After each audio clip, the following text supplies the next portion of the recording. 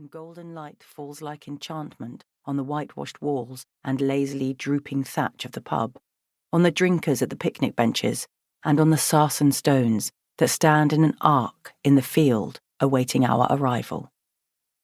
We choose our stone, a giant, sharp-angled lozenge, honeyed by the sun, and rest our heads against rough sandstone that is warm to the touch, as if the stone is a living, breathing creature. For a moment the music and the voices all fall silent. The people are spellbound, while the stones are more intensely alive than ever, trembling on the verge of movement. There are faces hidden in the rock, we decide, a clenched jaw and furrowed brow here, a turned-up nose and disdainful grimace there. The more we look, the more we see. Human emotions, weathered into stone, that seem to speak of Avebury's 5,000 years of history.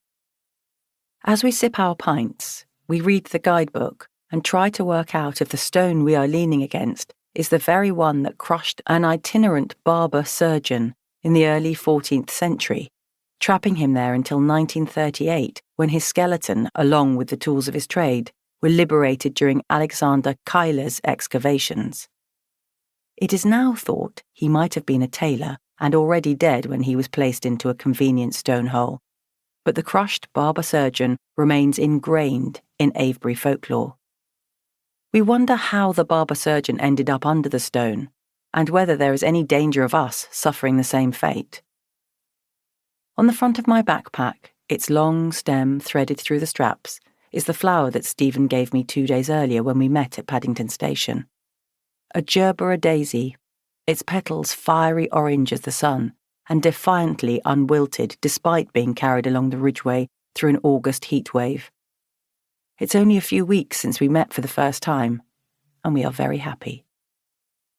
Fast forward through 18 years and more, Stephen, his face more lined, a little gaunt, but still looking younger than his not yet 50 years, stands within a grove of beeches that grip with their snake-like roots the earthen bank of the Avebury Henge.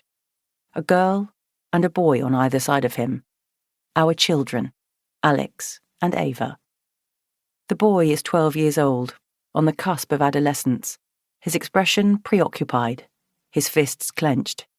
He has something on his mind, but that might just be the indignity of being made to pose for a photo, or, very likely, the prospect of 30 sorry gamingless hours.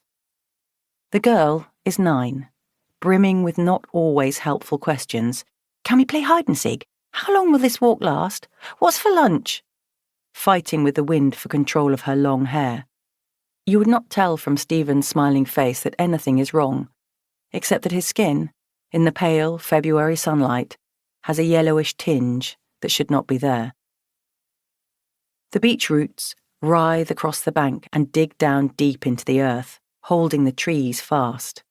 And though the wind grabs the beeches and shakes them violently, making the wishing ribbons flap wildly and a shower of twigs rain down, its best efforts are no match for these roots that have been gripping onto the ground for 100 years or more.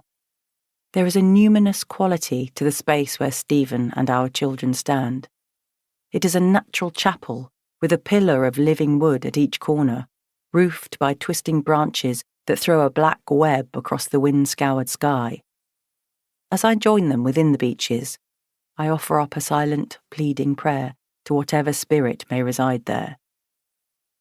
From the henge, the avenue stretches southeast, a double row of stones that today seem to be leaning in like sails to catch the wind. The violent gusts are the aftershocks of a great storm that has rampaged across the country, scattering trees across roads, felling fences, blowing off roofs, and prompting an essential travel only announcement from the government. But what is a bit of atmospheric disturbance to these millennia-old stone sentinels? They've seen it all before. I'm keeping a discreet, watchful eye on Stephen, and he seems okay.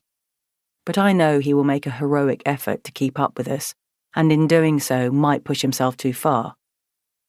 At the end of the surviving section of the avenue, we turn west, up Waden Hill, and now Stephen slows, his breathing laboured, wincing at each step. To keep listening to this audiobook for free, click the link in the description. It will take you to a free Audible trial where you can listen to this and many other books for free for 30 days.